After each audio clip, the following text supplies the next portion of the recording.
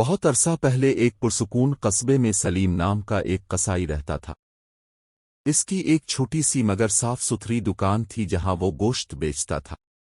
سلیم شروع میں بہت ایماندار اور محنتی انسان تھا۔ وہ صبح سویرے اٹھ کر تازہ گوشت لاتا اور اپنی دکان کو اچھی طرح صاف کرتا۔ اسی وجہ سے قصبے کے لوگ اس پر بہت اعتماد کرتے تھے۔ لوگ کہتے تھے کہ اگر سچا اور صاف گوشت کہیں ملتا ہے تو وہ سلیم کی دکان پر ہی ملتا ہے۔ روزانہ اس کی دکان پر گاہکوں کی اچھی خاصی بھیڑ لگی رہتی تھی۔ کوئی گھر کے لیے گوشت خریدتا، کوئی دعوت کے لیے۔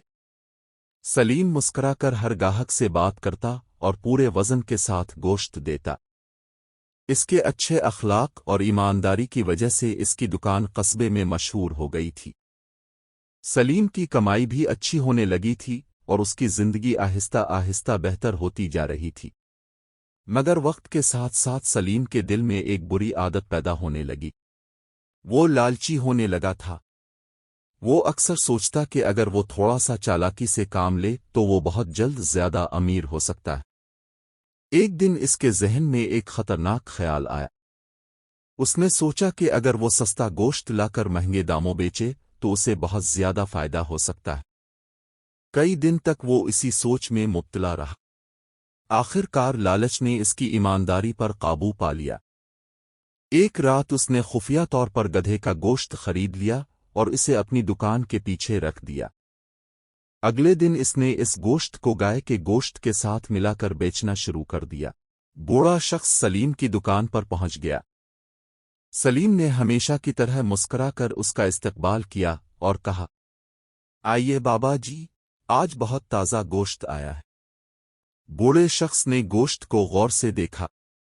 اسے گوشت میں کچھ عجیب سا لگا۔ اس نے ایک ٹکڑا ہاتھ میں لے کر دیکھا اور تھوڑی دیر سوچتا رہا۔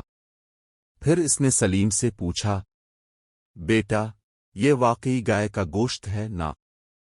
سلیم کے دل میں ایک لمحے کے لیے خوف پیدا ہوا، مگر اس نے فوراً خود کو سنبھالا اور مسکرا کر بولا، جی ہاں بابا جی، بالکل تازہ گائے کا گوشت ہے۔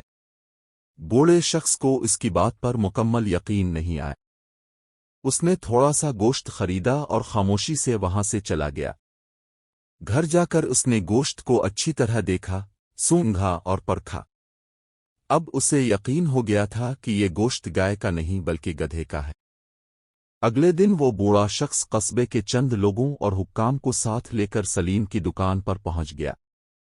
جب سلیم نے اتنے لوگوں کو اپنی دکان کے سامنے دیکھا تو وہ گھبرا گیا۔ بوڑھے شخص نے سب کے سامنے کہا، مجھے شک ہے کہ یہ شخص لوگوں کو دھوکہ دے رہا ہے اور گائے کے گوشت کے نام پر کچھ اور بیچ رہا ہے۔ یہ سن کر حکام نے فوراً دکان کی تلاشی لینے کا فیصلہ کیا۔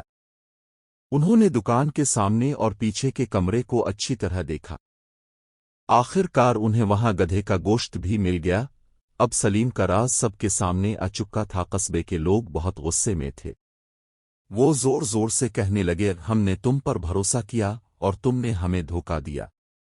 حکام نے فوراً سلیم کی دکان بند کر دی اور اسے سخت سزا بھی دی۔ جو دکان کبھی گاہکوں سے بھری رہتی تھی اب بالکل سنسان ہو گئی۔ لوگ اب اس کے پاس جانا بھی پسند نہیں کرتے تھے۔ سلیم کو اب اپنی غلطی کا شدت سے احساس ہونے لگا۔ وہ افسوس کے ساتھ سوچتا تھا کہ اگر وہ لالچ نہ کرتا اور ایمانداری سے کام کرتا تو آج اس کی عزت بھی برقرار رہتی اور اس کا کاروبار بھی چلتا رہتا۔ اس واقعے کے بعد قصبے کے لوگ ہمیشہ ایک بات یاد رکھتے تھے، لالچ اور دھوکہ انسان کو وقتی فائدہ تو دے سکتے ہیں مگر آخرکار سچ سامنے آ ہی جاتا ہے اور انسان اپنی عزت اور اعتماد ہمیشہ کے لیے کھو دیتا ہے۔